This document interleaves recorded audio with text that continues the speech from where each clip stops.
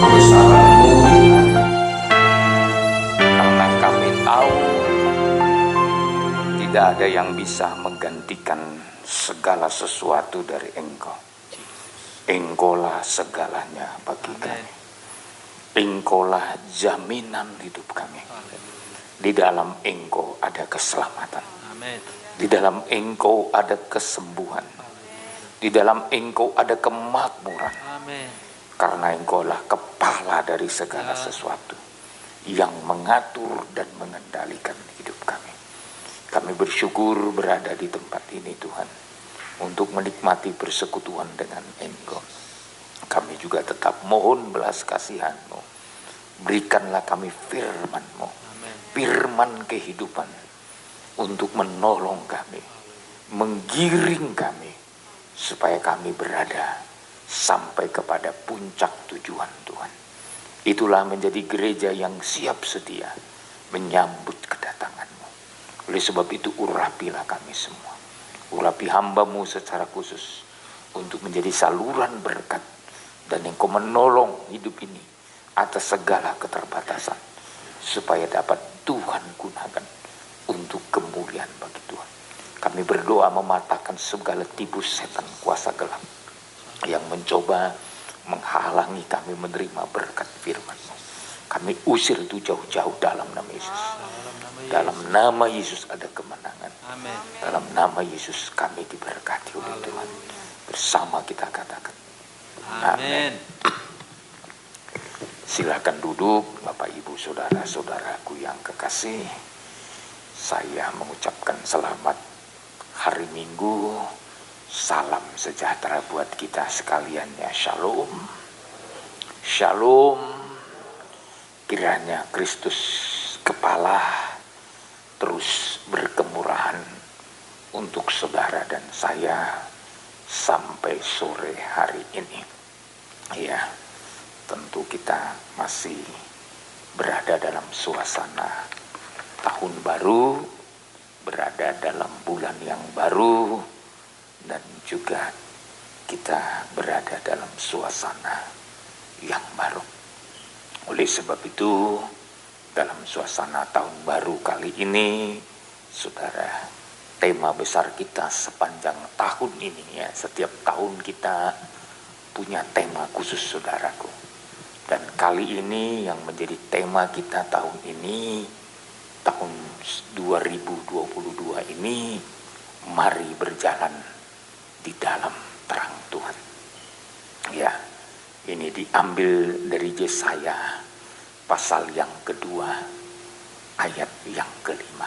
Ya, kalau kita baca komplit dari tema ini, bahwa yang diajak oleh Tuhan untuk berjalan di dalam terang Tuhan tidak semua orang. Tapi di sini dikatakan, hai kaum keturunan Yakub, mari kita berjalan di dalam terang Tuhan. Mari kita berjalan di dalam terang Tuhan. Jadi khusus dalam kitab Yesaya, yang diundang tidak seluruhnya, tidak umum, tapi yaitu keturunan Yakub. Ya, kalau berbicara keturunan Yakub, itu berbicara Israel. Ya, kalau dulu Israel secara jasmani, sekarang yang sangat membutuhkan terang Tuhan adalah Israel secara rohani. Ya, siapakah mereka Israel secara rohani? Yang sudah ada hubungannya dengan Yakub, tentu ada hubungannya dengan Abraham. Ya, jadi berkat Abraham sampai kepada kita, kita menjadi Israel secara rohani karena Yesus Kristus. Yesus Kristuslah yang membuat saya dan saudara mendapat hak menerima berkat Abraham. Ya, berkat Abraham. Oleh sebab itu saudara-saudara, ya, Tuhan mau mengajak saya dan saudara berjalan di dalam terangnya Tuhan. Kenapa harus berjalan di dalam terangnya Tuhan? Hidup ini diberikan gambaran bagaikan kehidupan orang yang pergi dalam perjalanan berziarah. Ya. Makanya ada istilah kitab Mazmur, nyanyian ziarah. Ya. Itu berbicara sebuah perjalanan. Ya.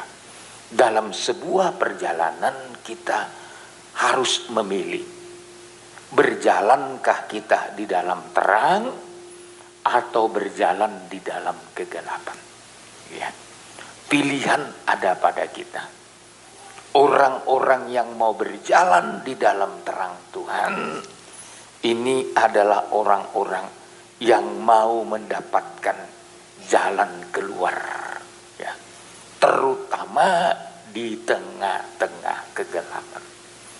Saya sudah menyampaikan firman Tuhan, kenapa begitu penting kita berjalan di dalam terang Tuhan. Karena Alkitab mencatat kedatangan Tuhan kali yang kedua itu diberikan, saudaraku, ya, satu gambaran dalam Markus pasal 13 ayat 33 sampai ayat 36. Ya. Apa yang diinginkan di sana? Coba silakan. Ayat 33 sampai 36. Ya. Hati-hatilah dan berjaga-jagalah. Ya. Sebab kamu tidak tahu bila manakah waktunya tiba. Ya, terus. Dan halnya sama seperti seorang yang berpergian, yang meninggalkan rumahnya dan menyerahkan tanggung jawab kepada hamba-hambanya. Ya, terus. Masing-masing dengan tugasnya, dan memerintahkan penunggu pintu supaya berjaga-jaga. Ya, teruskan, Pak. Karena itu berjaga-jagalah, sebab kamu tidak tahu bila manakah tuan rumah itu pulang, menjelang malam, atau tengah malam, atau larut malam, atau pagi-pagi buta. Ya, sampai di situ dulu. Jadi Tuhan memberikan gambaran soal kedatangan Tuhan kali yang kedua. Ya, yang paling utama dalam menyambut kedatangan Tuhan kali yang kedua. Di sini jelas diberikan pelajaran untuk kita. Penjaga pintu harus menjadi orang yang paling bertanggung jawab. Penjaga pintu harus menjadi orang yang bertanggung jawab. Maka saya selalu mengatakan, ya, kalau berbicara penjaga pintu itu bicara penggembalaan.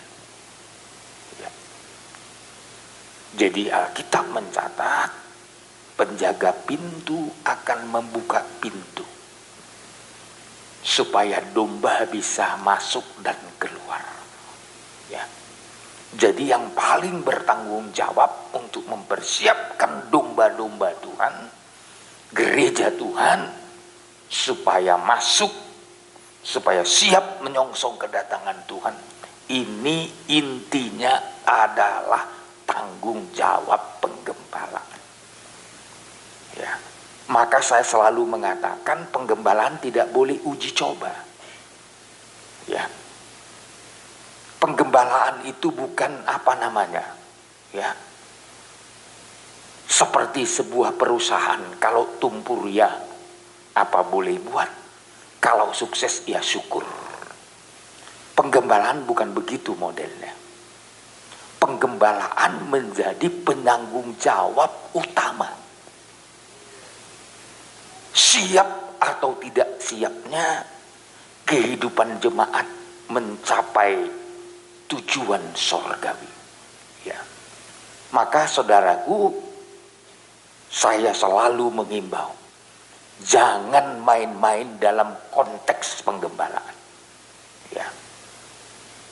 Bahkan saya sering menasehati para hamba Tuhan, jangan main-main dalam berbicara membuka pelayanan. Kalau nggak bertanggung jawab, terlalu berat risikonya.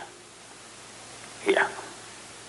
Berorganisasi dan penggembalaan itu jauh bedanya.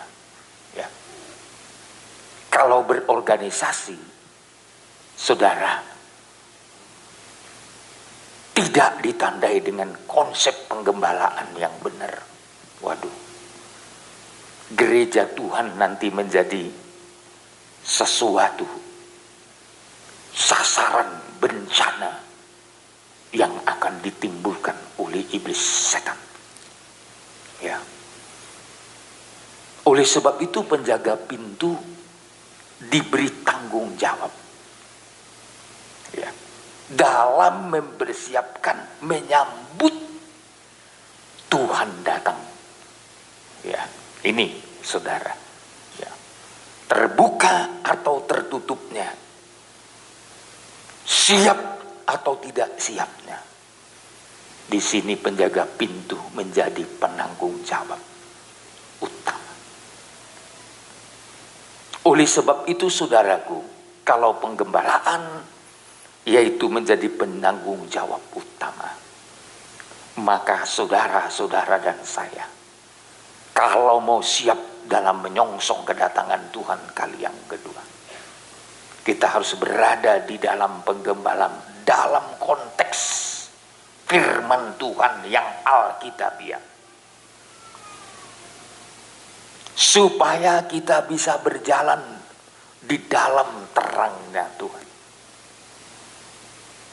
Dalam konteks Yesaya pasal 2 ini, berjalan di dalam terang Tuhan ini, berjalan di dalam firman, dalam pengajaran.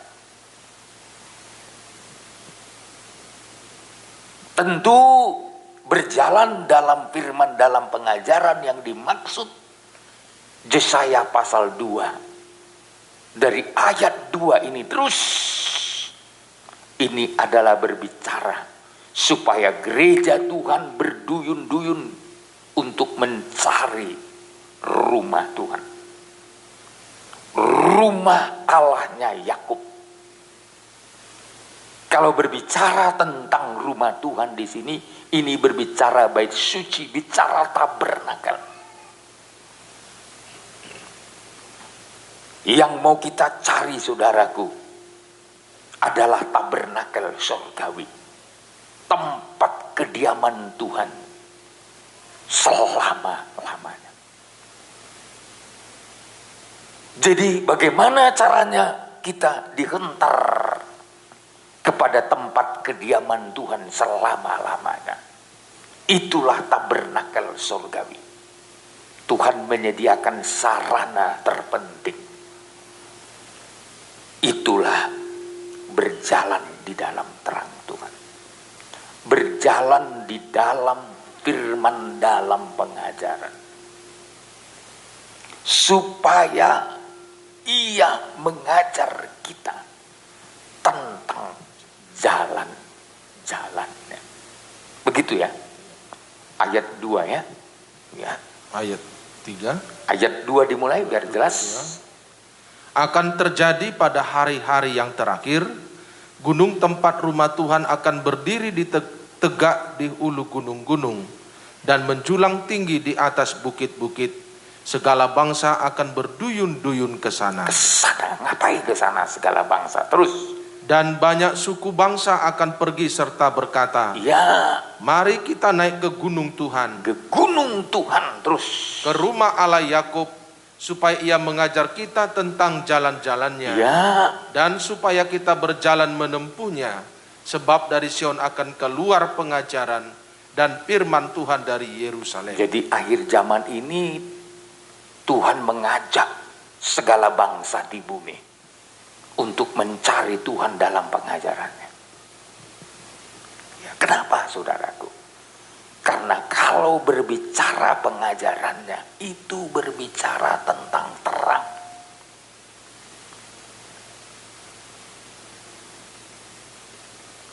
Terang. Dalam kitab Amsal pasal 6 ayat 23, ini yang dibutuhkan dunia, terutama dalam menghadapi zaman akhir, ya. Ayat 23. Ayat 23. Karena perintah itu pelita, ya, Dan ajaran itu cahaya. Ajaran itu Cahaya. cahaya. Terus. Dan teguran yang mendidik itu jalan kehidupan. Jadi ajaran itu ini dia, bagaikan ini cahaya ini. Pelita ini tidak berfungsi kalau nggak ada cahayanya. Ya. Dia menjadi berkat karena bercahaya. Kalau pelita ini padam tidak bercahaya, nggak ada guna pelita. Ya. Pelita itu berguna karena mengeluarkan cahaya. Ajaran itu cahaya. Ajaran itulah yang disebut terang. Ya. Jadi kalau tidak ada pengajaran, berarti tidak ada terang. Ya. Kalau tidak ada terang, kegelapanlah yang akan menguasainya. Ya. Kegelapanlah. Makanya nggak usah heran. Orang Kristen pun masih banyak dikuasai kegelapan. Ya. Karena apa? Tidak mau hidup dalam pengajaran. Yang kasihannya saudaraku, sudah terima pengajaran, dia tidak menghargai pengajaran itu. Ya. Itu lebih parah lagi. Sudah sempat menerima pengajaran, tapi tidak menghargai pengajaran. Yang lebih buruk lagi, sudah diberkati lewat pengajaran. Hidupnya, nikahnya, ekonominya, anak-anaknya sudah diberkati lewat pengajaran. Tapi tidak menghargai pengajaran itu. Itu lebih memprihatinkan lagi. Ya. Oleh sebab itu saya mau tekankan sore hari ini, tujuan khotbah saya mengajak jemaat berjalan di dalam terang, berarti berjalan sesuai dengan kehendak Tuhan. Supaya apa? Kita sukses menempuhnya. Tujuan hidup kita mau ketemu dengan Tuhan, mau bersama dengan Tuhan selama-lamanya. Haleluya. Ini tujuan hidup kita. Ya. Jadi tujuan hidup kita menjadi orang Kristen bukan gitu-gitu aja. Ya. Tujuan kita jadi orang Kristen bukan supaya di bumi ini senang, bukan itu aja. Ya. Tujuan jadi orang Kristen mungkin di dunia ini banyak susah, tapi kita punya tempat dalam kekekalan. Haleluya. Seperti nyanyian kita lagu lama kan, walaupun saya susah menderita dalam dunia, saya mau iring Yesus sampai selama-lamanya. Mungkin di dunia ikut Tuhan itu secara pergumulan gak berhenti-berhenti. Tuhan Yesus berkata, kalau kamu mau mengikut aku, kamu harus pikul salib setiap hari. Dan menyangkal diri. Ya. Jadi pikul salib setiap hari berarti berjalan di tengah-tengah penderitaan. Menyangkal diri berarti tidak mengikuti kehendak diri, tapi mengikuti kehendak Tuhan. Sakit itu, berat itu. Kalau disuruh menderita tiap hari, saya yakin secara daging tidak enak. Ya. Tapi syarat untuk mengikut Tuhan, supaya mencapai tujuan, supaya mencapai sasaran. Memang begitu syaratnya. Pikul salib setiap hari, menyangkal diri setiap hari. Berarti kalau menyangkal diri, dengan kata lain, semua kehendak kita dimatikan. Semua keinginan kita dipatahkan oleh Tuhan, supaya kehendak Tuhan yang terlaksana dalam hidup kita. Takkan tercapai kehendak Tuhan dalam hidup kita kalau kita tidak dihancurin. Nggak bisa, saudara. Kalau kehendak kita tidak hancur, kita nggak bisa menjadi pelaku kehendak Tuhan. Maka kitab Yesaya tegas mengatakan itu. Ya. Kitab Yesaya pasal 53. Ya. Kita lihat dulu. Ayat 10. Yesaya 53 ayat 10. Ayat 10. Tetapi Tuhan berkehendak meremukkan dia dengan kesakitan. Ya, terus. Apabila ia menyerahkan dirinya sebagai korban penebus salah, ya, terus. Ia akan melihat keturunannya, umurnya akan lanjut, dan kehendak Tuhan akan terlaksana olehnya. Kapan kehendak Tuhan terlaksana olehnya? Kalau kita naik ke kalimat di atas, kita harus bersedia diremukkan Tuhan dengan kesakitan. Tetapi Tuhan berkehendak meremukkan dia dengan kesakitan apabila ia menyerahkan dirinya sebagai korban penebus salah atau penghapus dosa.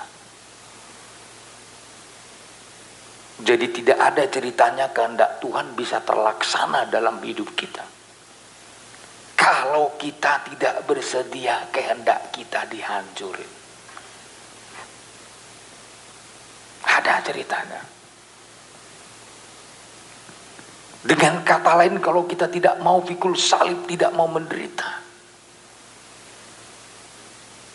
takkan terlaksana kehendak Tuhan dalam hidup kita. Banyak orang berkata, Tuhan kita luar biasa. Kita melihat kedahsyatannya. Tuhan akan mengerjakan bagi kita. Tuhan bilang, aku mau mengerjakan untukmu. Tapi kau kuhancurkan dulu, mau gak?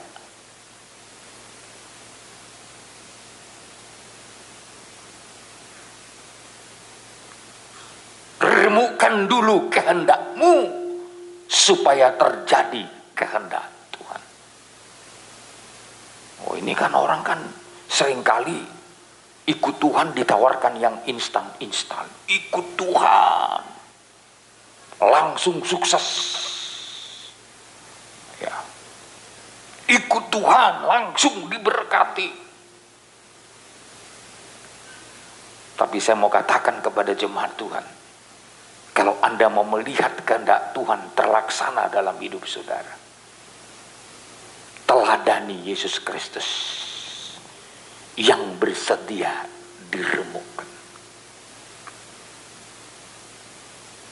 yang bersedia dihancurkan.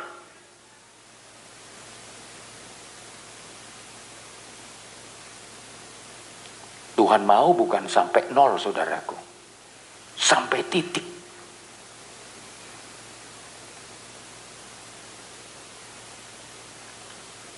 Huruf yang paling kecil di dalam abjad kita, titik.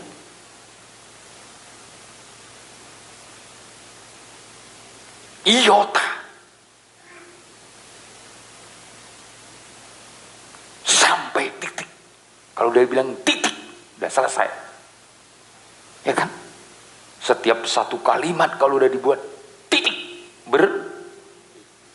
Jadi yang paling kecil itu jadi titik. Mau nggak kita jadi titik? Biar bisa terlaksana kehendak Tuhan dalam hidup kita. Orang pikir udah nol udah selesai, belum. Ya. Jadi nol aja berat, saudaraku.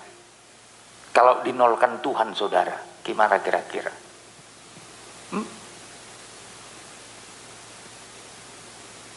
Ayub lama kali menderita, padahal sudah dinolkan. Penderitaannya nggak selesai-selesai, udah jadi nol. Hartanya diambil,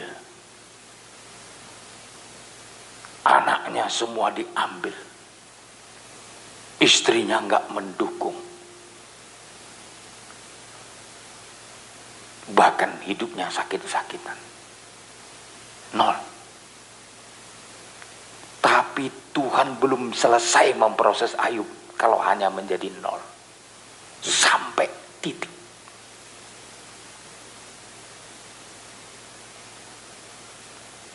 Pada saat kapan Ayub menjadi titik?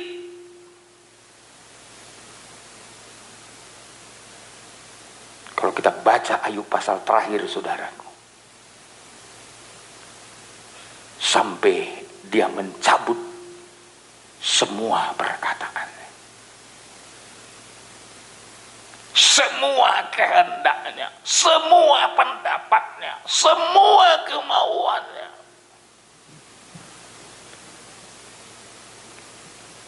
Dia letakkan dirinya di atas debu.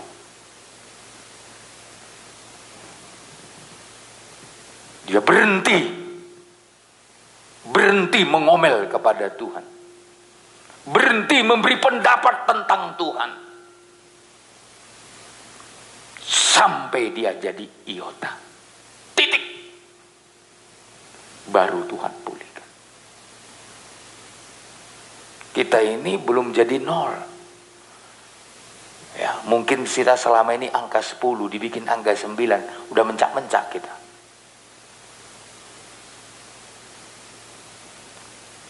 Takut saya selama ini angka 10 dibikin angka 5. Masih potong separuh. Udah gak terima kita. Sedangkan jadi nol aja belum cukup. Harus sampai iota. Sampai titik. Titik terakhir. Titik penghabisan. Baru terlaksana kehendak Tuhan. Haleluya. Amin. Ini yang dinolkan hari ini gak usah keberatan. Bilang sama Tuhan, masih kurang Tuhan. Harus sampai tinggal titik. Mana amin kita. Taunya kita titik. Saya rasa di sini gak ada yang buta huruf. Titik itu gitu aja, saudara. Selesai semua. Ya. Jadi kita harus menjadi iota. Makanya Kidung Mempelai itu kan ada lagu.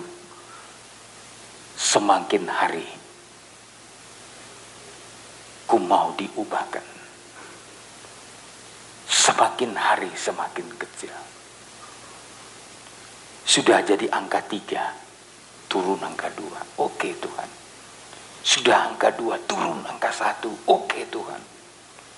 Sudah angka 1, turun lagi angka 0, oke Tuhan. Sudah angka 0, kasih titik. Hanya tinggal bekas-bekas saja. Seharusnya kita berkata, ya Tuhan. Dengan titik itulah aku mulai sesuatu yang baru. Haleluya. Coba kalau saudara sudah titik. Garis baru, bukan garis bawah, saudaraku. Titik, garis baru, kan gitu. Pernah kita belajar bahasa Indonesia? Kan gitu ya. Gimana nih bapak-bapak, ibu-ibu nih, mudah-mudi. Kalau udah titik, buka yang baru. alinea baru, ya. Garis yang baru, mulai lagi. Jadi Tuhan memulai dalam hidup kita setelah ada titiknya dulu. Ini enggak dibikin titik, enggak usah titik. Masih dibikin angka 2 aja belum terima kita. Makanya saudara, enggak usah jadi hamba Tuhan, jadi jemaat. Prosesnya sama, enggak jauh beda kok. Ya. Mau jadi jemaat yang setia, mau nih jemaat yang berkemenangan, ya. Mau jadi jemaat yang betul-betul diberkati Tuhan, itu konsepnya Tuhan sama. Ya. Haleluya.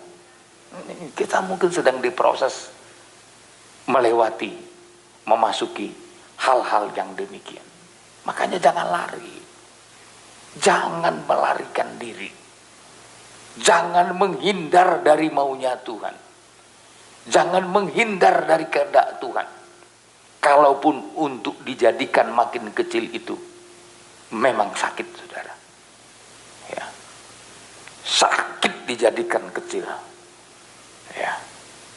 Karena besar dulu jadi kecil itu sakit. Tapi kalau jadi dari kecil jadi besar itu nggak sakit. Ya. Coba.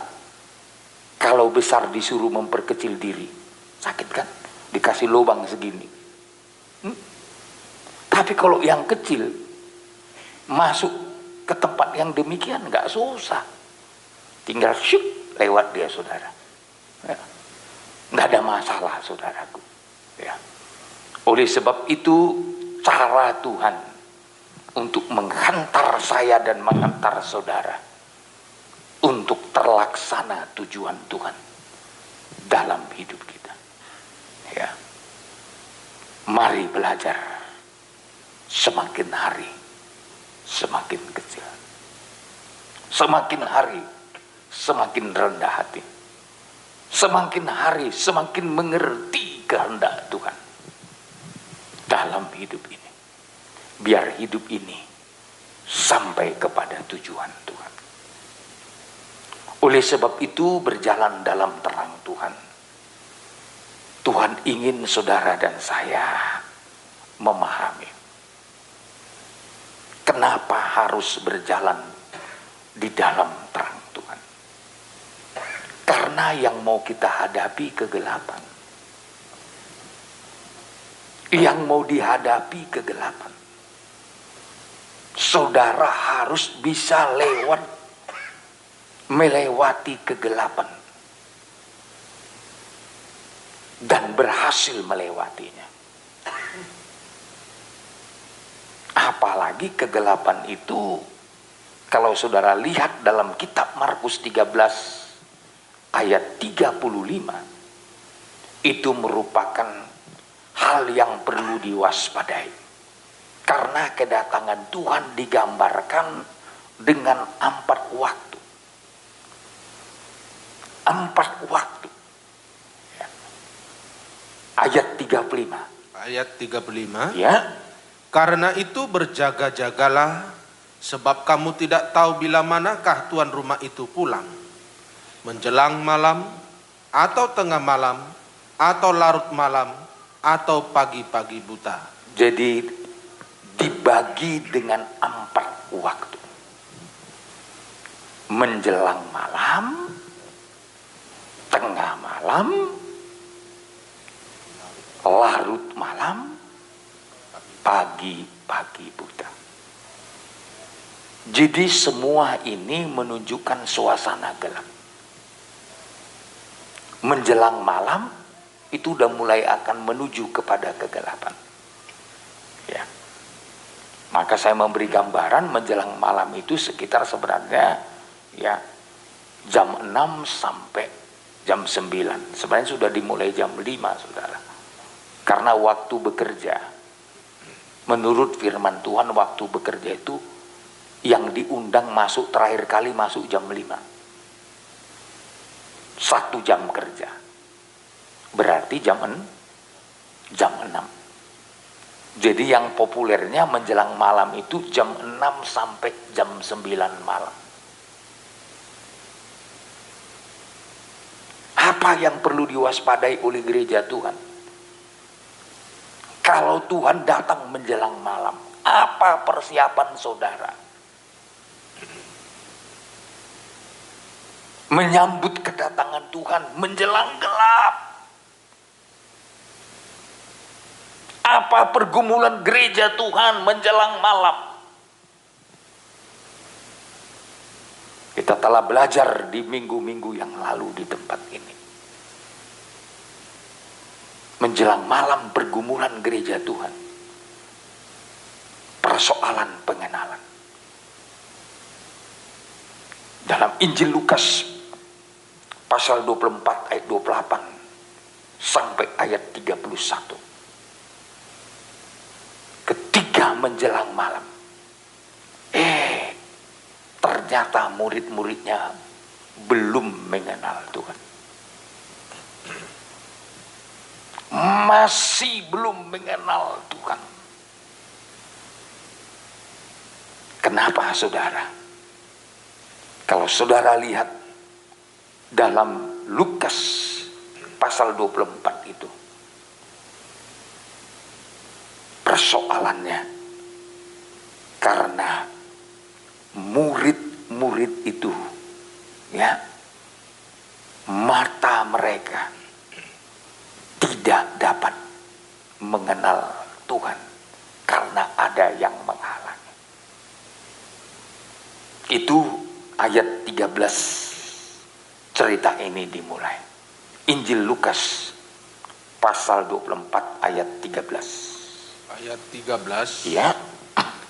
Pada hari itu juga 2 orang dari murid-murid Yesus pergi ke sebuah kampung bernama Emmaus. Ya, terus yang terletak kira-kira 7 mil jauhnya dari Yerusalem. Ya, ini yang diceritakan di sini. Ada 2 orang dari murid-murid Yesus pergi ke sebuah kampung bernama Emmaus. Terletak kira-kira 7 mil jauhnya dari Yerusalem. Ayat 14. Dan mereka bercakap-cakap tentang segala sesuatu yang telah terjadi. Ya, teruskan.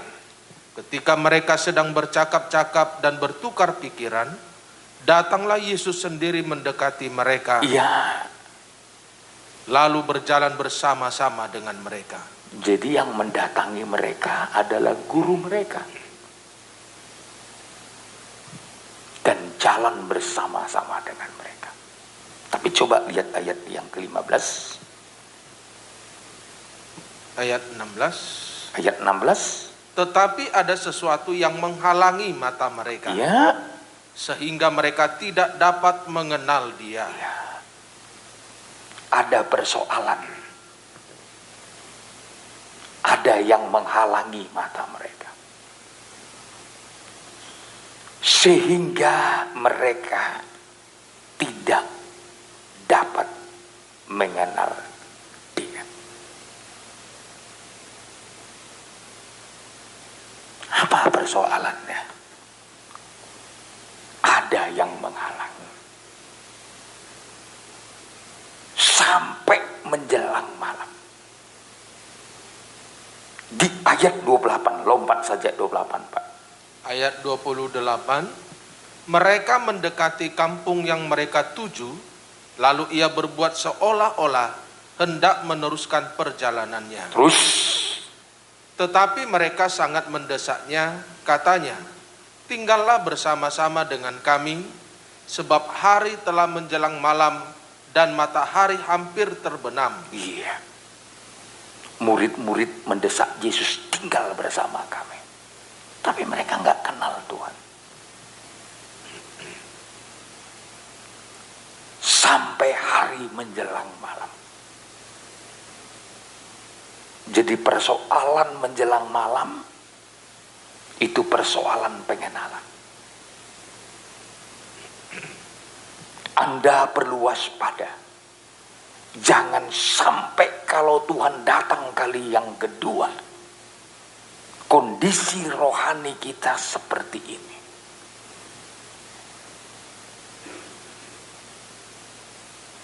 Anda dan saya bisa tertinggal kalau menyambut kedatangan Tuhan pengenalan yang benar. Saudara, sampai hari ini, waduh, masih banyak pergumulan untuk gereja Tuhan dalam mengenal Yesus. Oke, banyak orang sudah mengenal Yesus sebagai juru selamat. Tapi bagaimana mengenal Yesus sebagai mempelai pria yang akan datang menjemput kita, bagaikan seorang suami yang datang menjemput istrinya? Sudahkah gereja Tuhan siap menyongsong kedatangan Tuhan, bagaikan menyongsong suami yang akan datang menjemput hidupnya? Sudahkah ada persiapan? Sudahkah berdandan?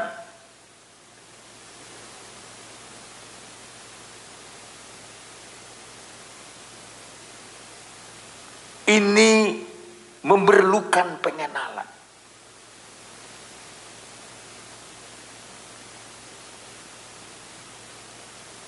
Selama ini kan heboh, saudaraku, memperkenalkan Yesus juru selamat. Nggak salah, itu awalnya. Memperkenalkan Yesus sebagai tabib penyembuh, tidak salah. Memperkenalkan Yesus sebagai pembaptis Roh Kudus, tidak salah. Tapi kalau kita kenal hanya sampai di situ, sampai Yesus sebagai juru selamat penebus dosa, sampai Yesus Kristus penyembuh, pembaptis dengan Roh Kudus, kalau sampai di situ pengenalan kita, kita belum siap menyambut kedatangan Tuhan sebagai mempelai pria sorga.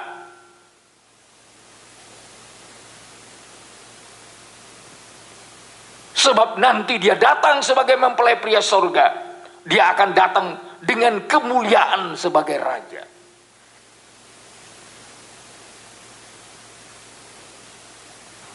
Kemuliaan sebagai raja di atas segala raja. Makanya nanti ketika Yesus menjemput kita, menjemput gerejanya, dia datang dengan kemuliaannya sebagai raja. Sebagai raja ada kuasa. Salah satu yang akan dia buktikan, dia berkuasa membangkitkan orang mati. Maka kubur-kubur pun nanti akan terbelah. Orang-orang mati dalam Tuhan keluar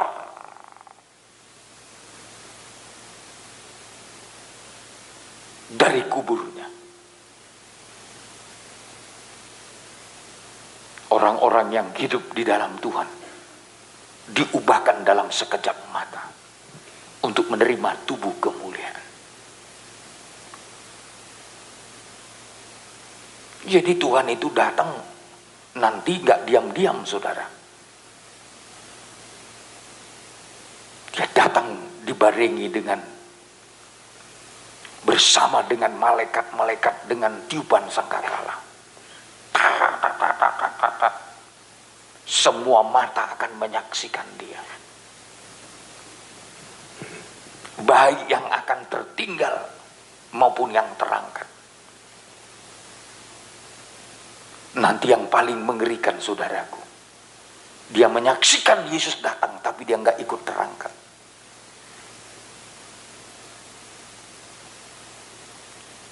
Dia menyaksikan kubur-kubur terbelah tapi dia nggak ikut terangkat.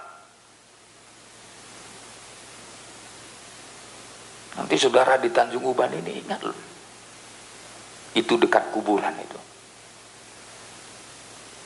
Nanti kalau ada orang-orang yang percaya yang mati dalam Tuhan di situ bangkit, gempar nanti Tanjung Uban.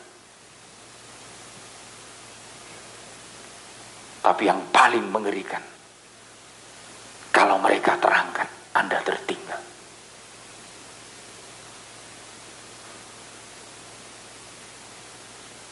Yang paling memprihatinkan,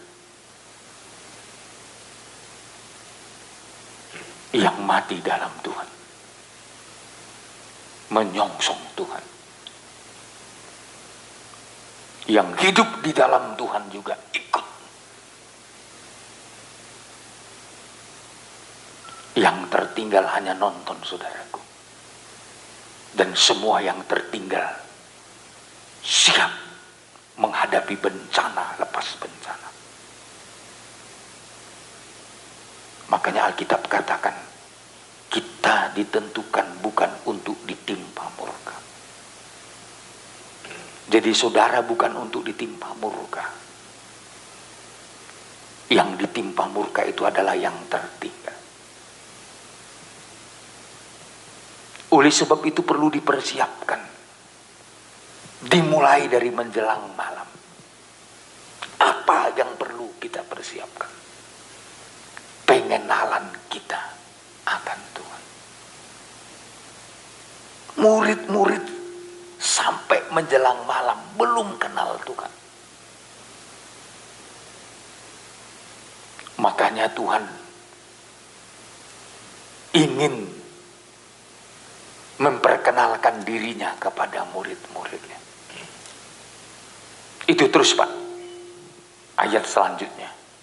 Ayat 30. Waktu ia duduk makan dengan mereka, ia mengambil roti, mengucap berkat, lalu memecah-mecahkannya dan memberikannya kepada mereka. Terus. Ketika itu terbukalah mata mereka, dan mereka pun mengenal dia. Iya. Teruskan. Tetapi ia lenyap dari tengah-tengah mereka. Wah, kasihan. Mata mereka terbuka, tapi Yesus hilang. Seharusnya, kalau mata kita sudah mengenal Tuhan, kita siap untuk bersama-sama dengan Tuhan. Harusnya kan gitu, saudara. Tapi kepada murid-murid model begini, Tuhan menghilang. Mereka ditinggal sama Tuhan. Walaupun ada kesempatan untuk mengenal. Berbahagialah saudara mengenal, tapi tetap bersama-sama dengan Tuhan. Haleluya.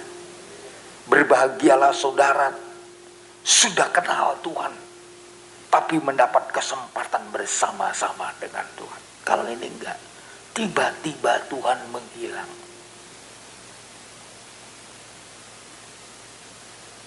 Kenapa, saudara?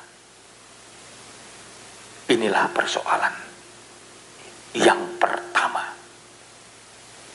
Maka sampai Yesus berkata, hati-hati dan berjaga-jagalah.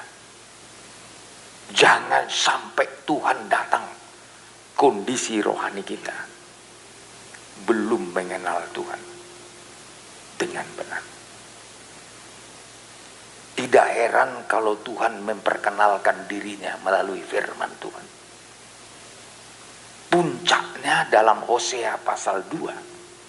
Supaya kita mengenal Tuhan, dia harus diperkenalkan sebagai suami.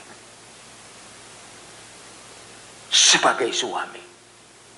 Coba Hosea pasal 2 dari mulai ayat 18. Ayat 18. Iya. Aku akan menjadikan engkau istriku untuk selama-lamanya. Iya, aku akan menjadikan engkau istriku untuk selama-lamanya. Terus. Dan aku akan menjadikan engkau istriku dalam keadilan dan kebenaran. Iya. Dalam kasih setia dan kasih sayang. Ini kerinduan Tuhan.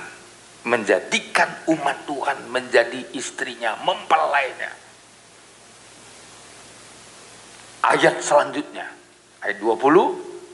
Aku akan menjadikan engkau istriku dalam kesetiaan, sehingga engkau akan mengenal Tuhan. Jadi sasaran Tuhan menjadikan umatnya, gerejanya, menjadi istrinya, menjadi mempelainya, supaya mengenal Tuhan.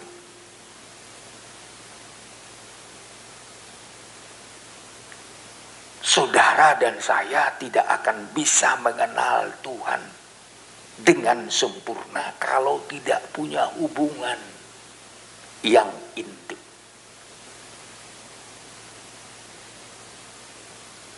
Tidak punya hubungan yang menyatu. Kalau disebut suami istri itu nyatu. Tidak ada lagi yang dapat memisahkan. Jadi pengenalan kita yang sempurna kalau kita nyatu dengan Tuhan. Semua menjadi jelas. Semua menjadi nyata.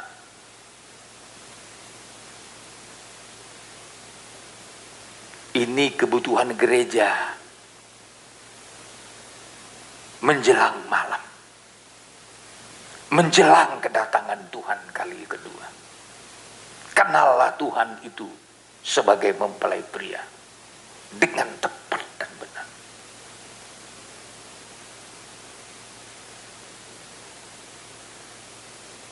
Jangan hanya kenal dia sebagai juru selamat. Lanjutkan sampai saudara kenal dia bagaikan seorang istri mengenal suaminya. Saya rasa tidak ada istri di sini yang gak mengenal suaminya dan segala karakternya.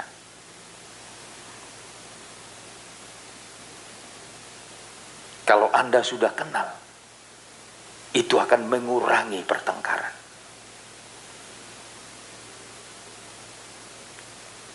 Sebab kalau kita udah kenal, kita tahu mana yang dia suka, mana yang gak dia suka. Ini ibu-ibu ini. Bapak-bapak, saya yakin saudara tahu mana yang istrimu suka, mana enggak. Begitu juga seorang istri, mana yang suamimu inginkan, mana yang tidak diinginkannya. Terjadi kesatuan, terjadi pemahaman, tidak salah paham. Kenapa? Karena mengenal dengan tepat dan benar. Begitu juga dengan Tuhan. Anda tidak akan pernah salah paham dengan kebaikan Tuhan. Dengan didikan Tuhan. Dengan teguran Tuhan. Dengan ajaran Tuhan. Kalau engkau kenal dia. Dan maksud tujuannya. Andai kata pun kita dihajar kena pencobaan. Kalau kita paham, kita mengucap syukur. Pasti kita bilang terima kasih Tuhan untuk kau hajar saya. Kalau enggak aku menyimpang. Untung kau tegur saya. Kalau enggak saya lari dari jalurnya Tuhan. Kita tidak akan pernah salah paham terhadap perbuatan Tuhan. Kalau kita memahami dia. Dengan tepat dan benar.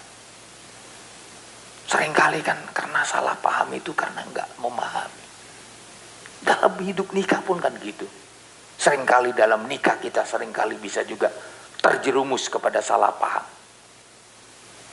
Karena kurang saling memahami. Satu dengan yang lain. Coba saling memahami satu dengan yang lain. Saya yakin kesalahpahaman bukan saja dikurangi, lenyap.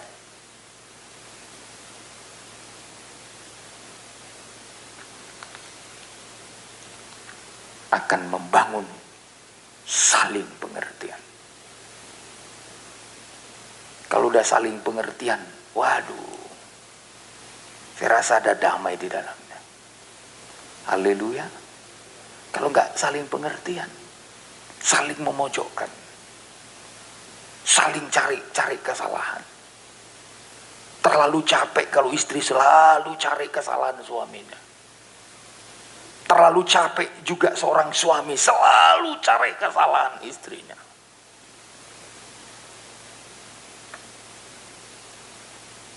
Maka jangan salah paham. Haleluya. Ini kalau saya biasanya ngomong gini pasti ada di sini. Hanya nggak saudara aminkan aja. Ada amin? Yang salah paham hari ini. Jangan salah paham lagi. Haleluya. Itu bisa membuat saudara kehilangan berkat. Itu membuat saudara kehilangan damai.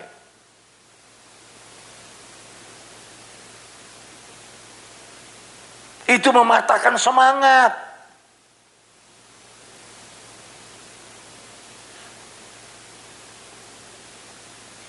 Jangan salah paham.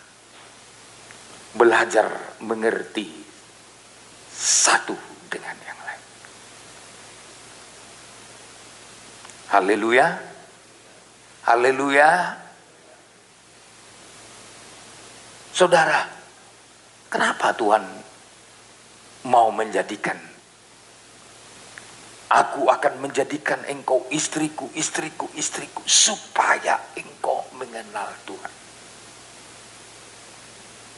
Jadi hubungan yang paling dalam untuk mengenal adalah hubungan dalam soal nikah.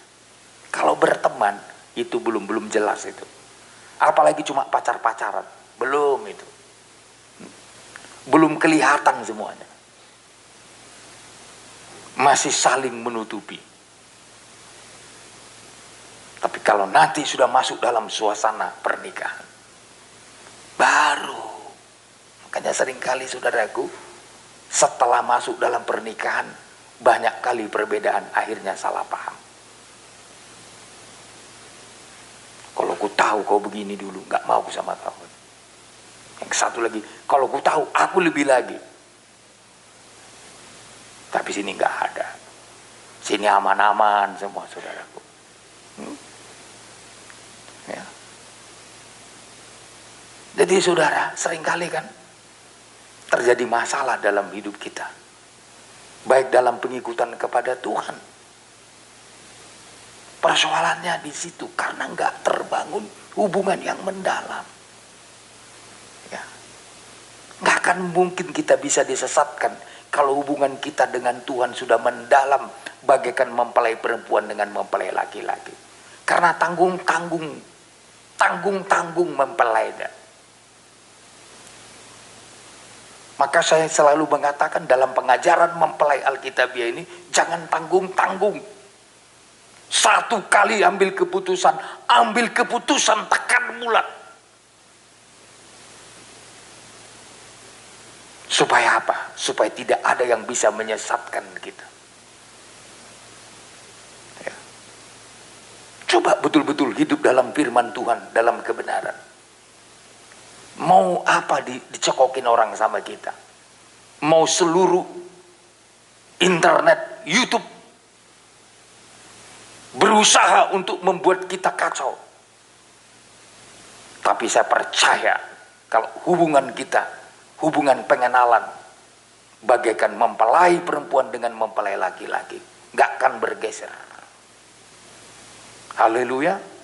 Mau apapun pendapat orang, begini katanya, oh sudah terbangun pengenalan yang benar.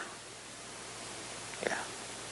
Gak akan ada yang bisa mengacaukan saudara kalau sudah terbangun hubunganmu dengan Tuhan dengan benar. Baik hamba Tuhan maupun jemaat, kita akan bisa mengerti, memahami rencana Tuhan sesuai dengan kehendak Tuhan. Jadi ini persoalan yang perlu diwaspadai. Suasana menjelang gelap, menjelang dunia dalam kekuasaan antikris. Ya. Jalan satu-satunya untuk menolong saya dan saudara supaya jangan kena antikris, miliki pengenalan yang benar. Gak akan kena saudara, yakinlah. Ya. Takkan kena antikris kalau pengenalanmu sudah mantap bersama dengan Tuhan. Tuhan siap untuk mengangkat saudara dalam keadaan yang siap setia. Ya. Orang yang takut menghadapi antikris karena nggak sempurna itu. Suratan Yohanes berkata, kenapa takut? Karena tidak sempurna dalam kasih. Kalau sempurna, Nggak takut. Kalau hubunganmu dengan mantap sama Tuhan, nggak takut. Nggak akan takut saudara tertinggal. Orang hubungan dengan Tuhan sudah baik. Ya, ngapain takut? Mau segala macam cara pun antikris mau menangkap kita, nggak perlu takut kita. Sebab apa? Hubungan kita dengan Tuhan tidak ada lagi yang renggang. Tidak lagi bermasalah dengan Tuhan. Sama kalau dengan saudara tidak bermasalah dengan orang lain, ngapain saudara takut? Orang gak ada bermasalah, ya. Mulus sesuai dengan rencana Tuhan, ngapain kita takut? Coba kalau saudara punya hubungan dengan Tuhan tak ada bermasalah, nggak usah takut tidak makan. Tuhan sediakan apa yang kau perlukan, kecuali kau bermasalah dengan Tuhan. Kalau engkau bermasalah tergantung masalahnya. Kalau masalah keuangan, masalahmu dengan Tuhan, masalah keuangan nanti Tuhan izinkan bermasalah dalam hidupmu. Maka saya selalu mengatakan, kalau melakukan firman Tuhan, misalkan mengembalikan milik Tuhan, kembalikanlah milik Tuhan. Supaya kau tidak bermasalah dengan Tuhan masalah uang.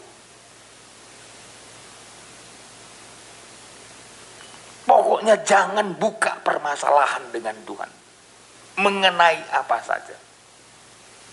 Misalkan mengenai ibadah. Jangan sampai Anda renggang. Sebab ibadah akan membawa saudara mendapat perlindungan Tuhan. Memberi membuat saudara mendapatkan kesempatan untuk menerima. Kan Alkitab katakan, berilah maka kamu mengembalikan milik Tuhan membuat saudara dijamin. Ujilah aku. Pokoknya jangan bermasalahlah dengan Tuhan. Kalau saudara tidak bermasalah dengan Tuhan, tidak perlu takut. Haleluya. Persoalan apapun yang terjadi, gak perlu Anda takut. Karena gak ada masalah dengan Tuhan.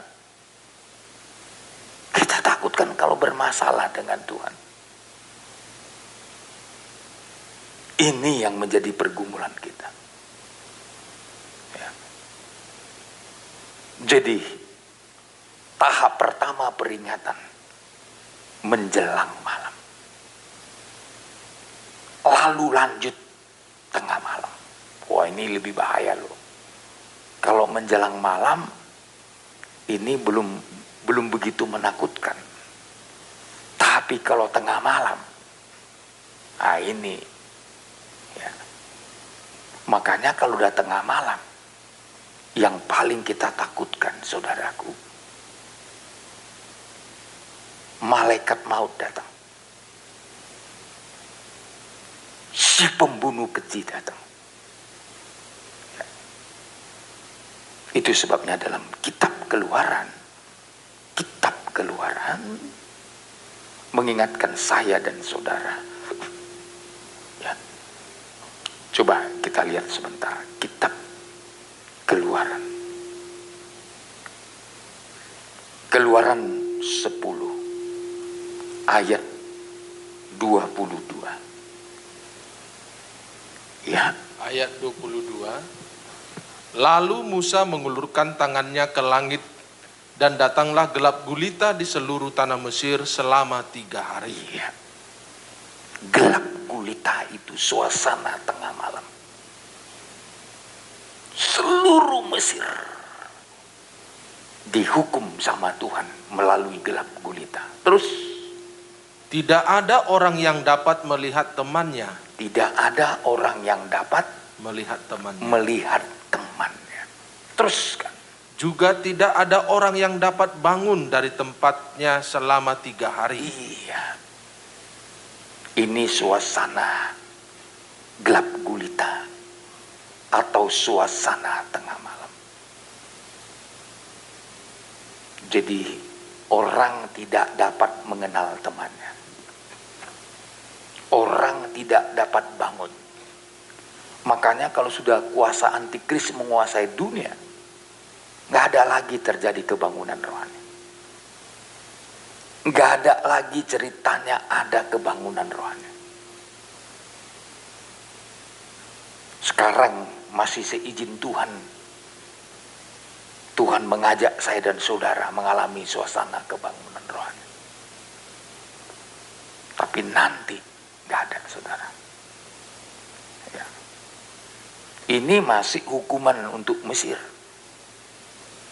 Tapi kelanjutan dari suasana tengah malam ini, terjadi kematian anak-anak sulung.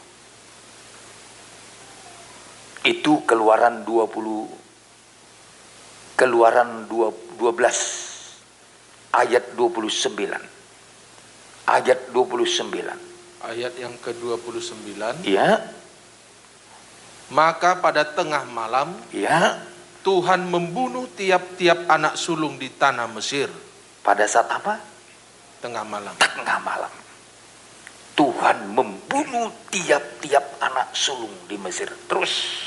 Dari anak sulung Firaun yang duduk di tahtanya, Iya. sampai kepada anak sulung orang tawanan. Iya.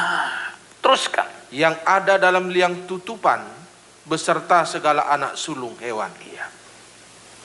Jadi pada saat tengah malam, anak sulung Mesir mendapatkan risiko kematian. Jadi saat puncak dosa, kalau gereja Tuhan tidak menjadi anak sulungnya Tuhan. Mesir itu gambaran dunia. Kalau kita hanya menjadi anak sulungnya dunia, sulung Mesir. Kalau disebut anak sulung itu bicara kebanggaan. Kalau kebanggaan saudara dunia ini, saudara akan tewas. Saudara akan berhadapan dengan antikris.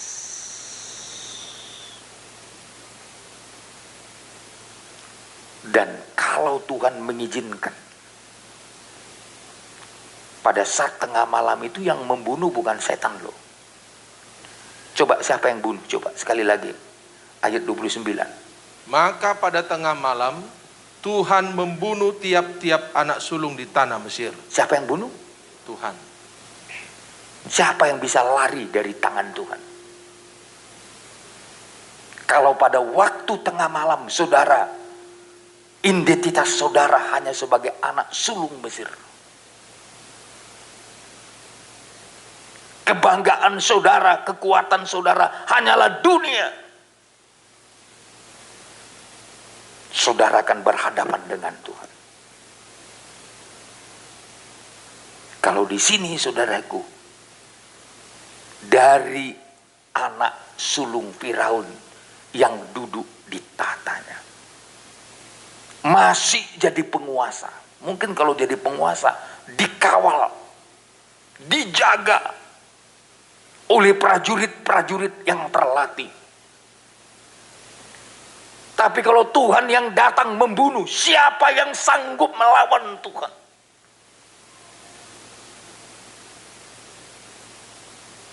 Saya percaya anak sulung Firaun dijaga ketat oleh pengawal-pengawalnya.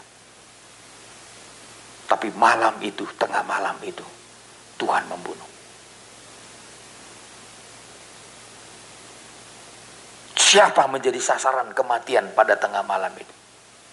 Anak sulung Mesir. Dimulai yang duduk di tahta, di istana, sampai yang berada di penjara, sampai hewan pun tewas.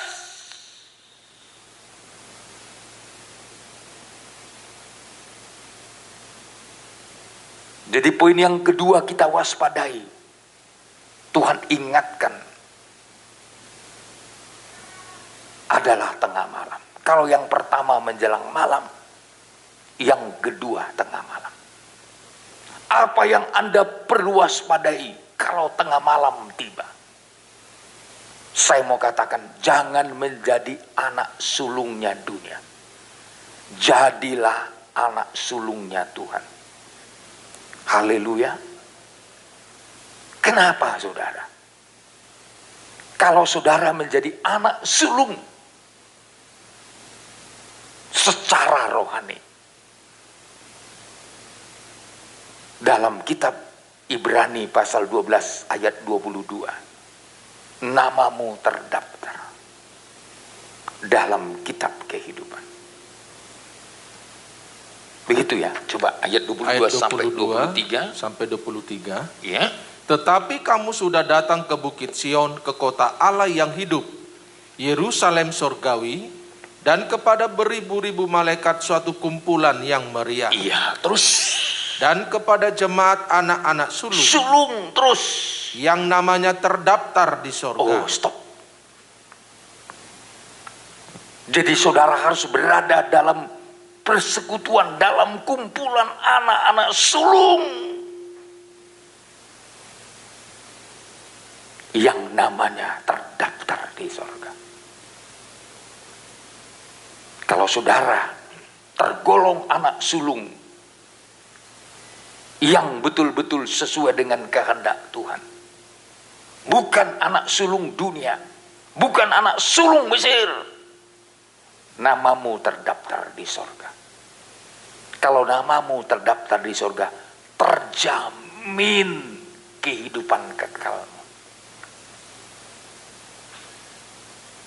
Dan berada pada kumpulan malaikat-malaikat.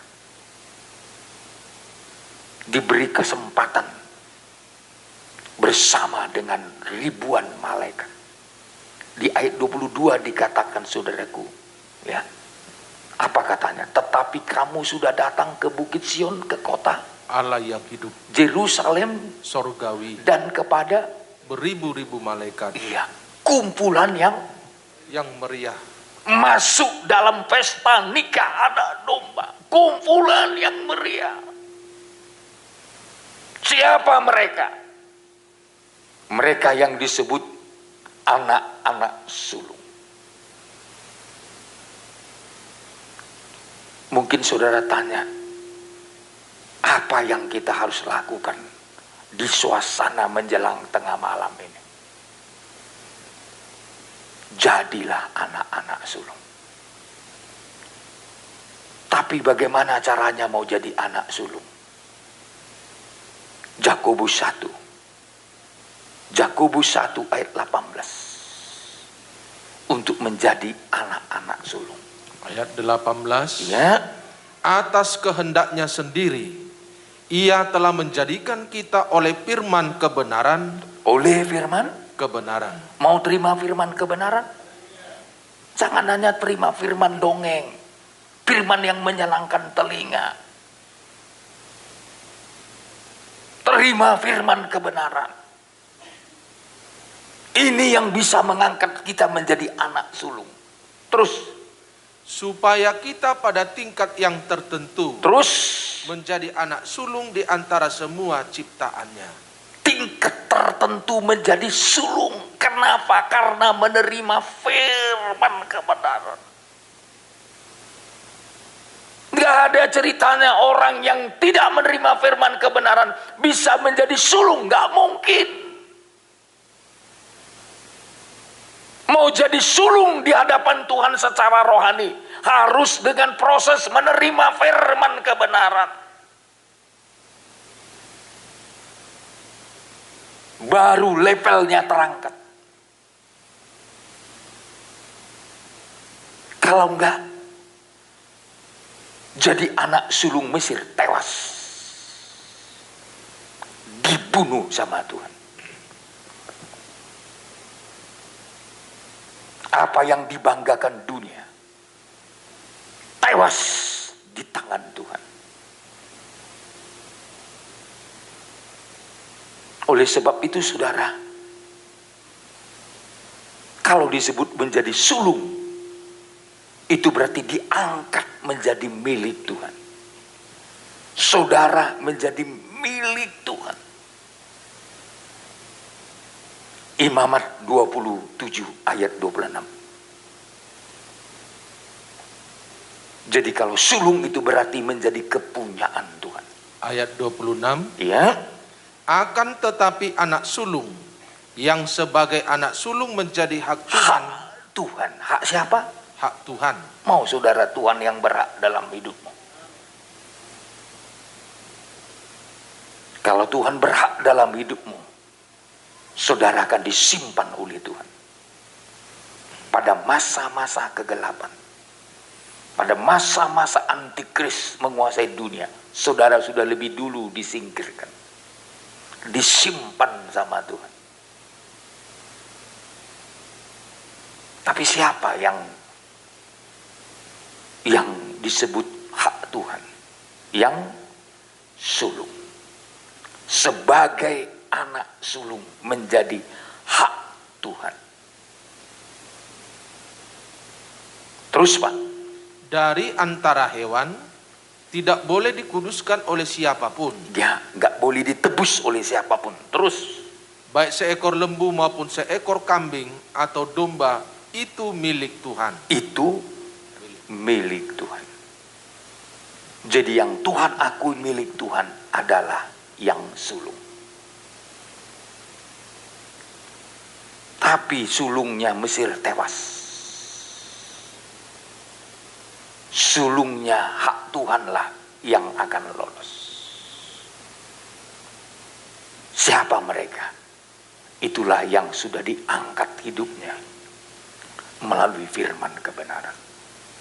Maka dalam ibadah semacam ini, ibadah yang betul-betul meninggikan firman, menampilkan firman kebenaran, itulah yang mempersiapkan gereja menjadi anak sulungnya Tuhan. Anda tidak bisa menjadi anak sulung kalau bukan melalui proses menerima firman kebenaran. Makanya saya selalu mengatakan, kita hargai firman kebenaran ini. Kita hargai kebenaran firman Tuhan. Supaya saudara dan saya next level.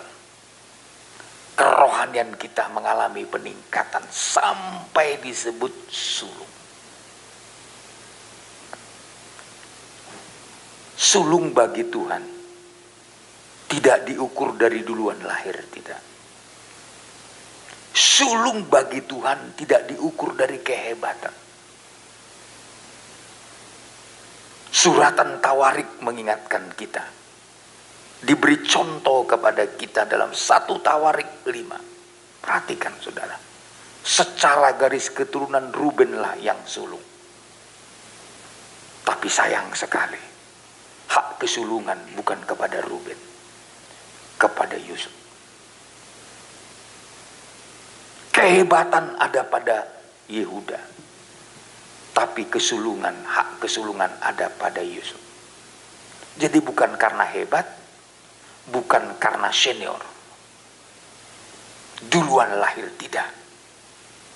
Tuhan mengukur saudara dan saya menjadi pemilik hak sulung kalau kita menerima firman kebenaran.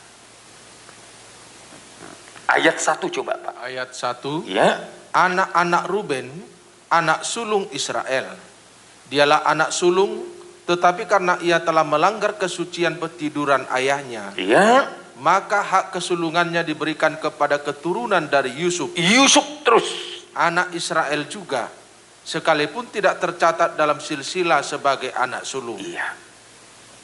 Terus ayat 2. Memang Yehudalah yang melebihi saudara-saudaranya. Ya. Bahkan salah seorang dari antaranya menjadi raja, tetapi hak sulung itu ada pada Yusuf.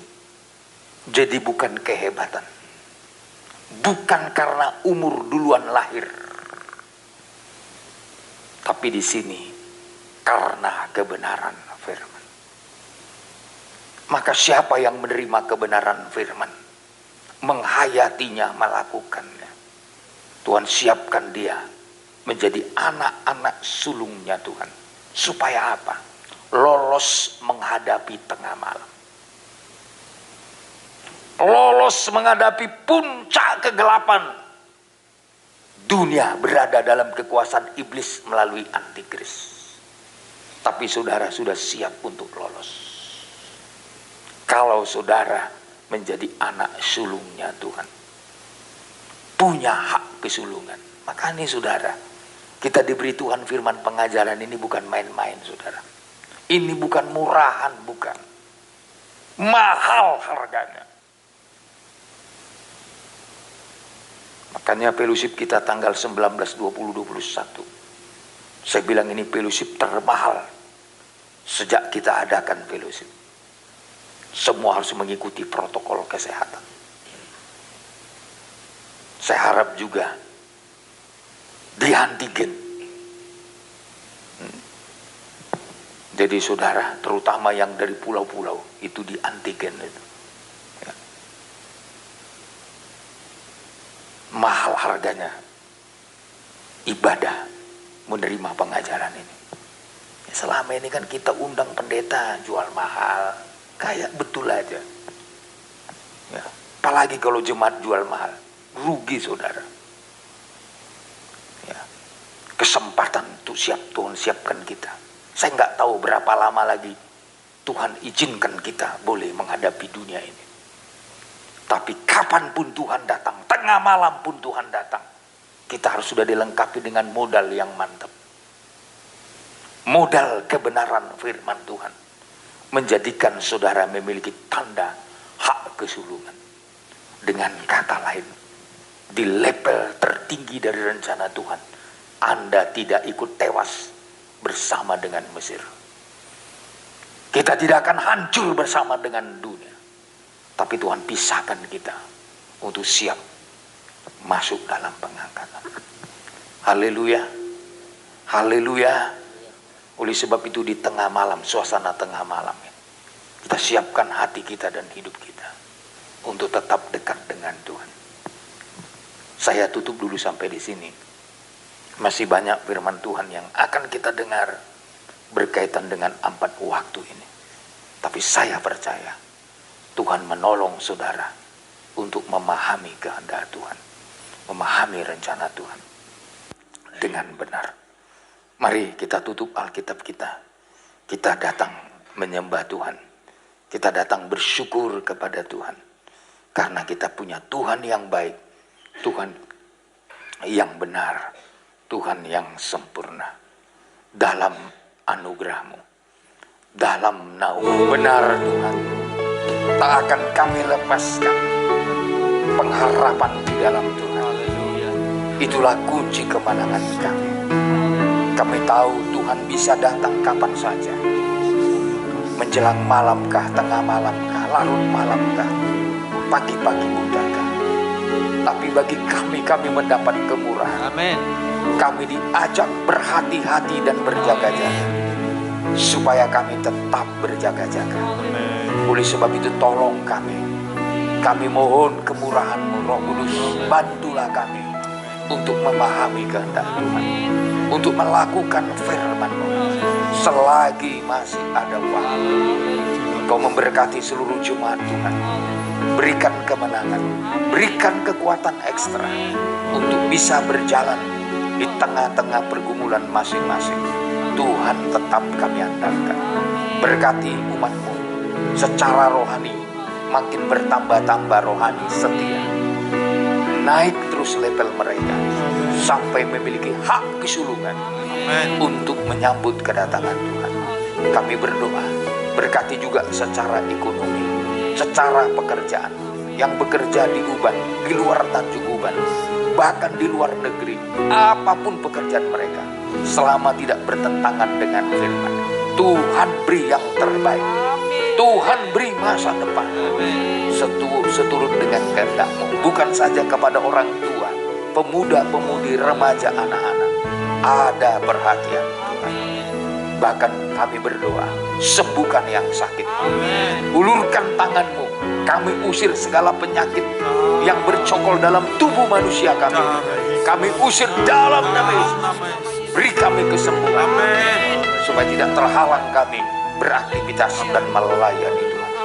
Sekali lagi, berkati persembahan jemaat-Mu. Apapun yang mereka lakukan untuk Tuhan, balaskan berlipat kali ganda. Secara khusus kami berdoa untuk persiapan kami tanggal 19, 20, 21. Kami akan berfellowship di Batam. Tuhan, kami mohon perlindungan. Dan juga sekaligus kami harus setia dan taat kepada protokol kesehatan. Semua berjalan dengan baik atas nama Tuhan. Kami berdoa untuk bangsa kami Indonesia, untuk presiden kami, untuk gubernur, bupati berada dalam pembelaan Tuhan, khususnya di Kepri, di bintang ini, perhatian Tuhan terulur kepada kami semua.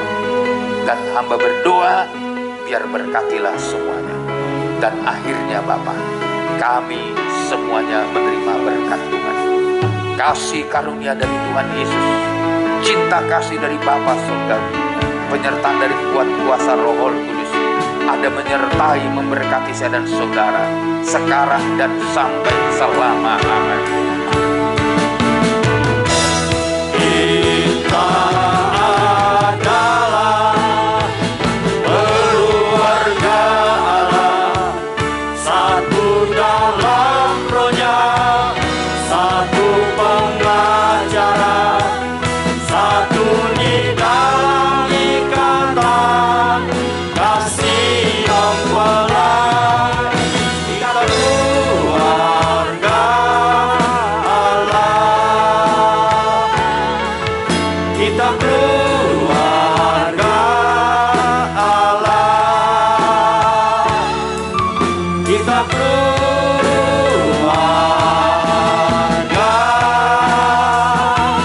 Allah.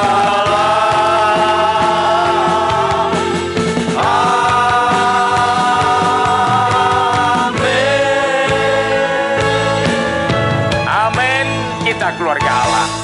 Silakan duduk sebentar, ada beberapa pengumuman yang mau saya sampaikan.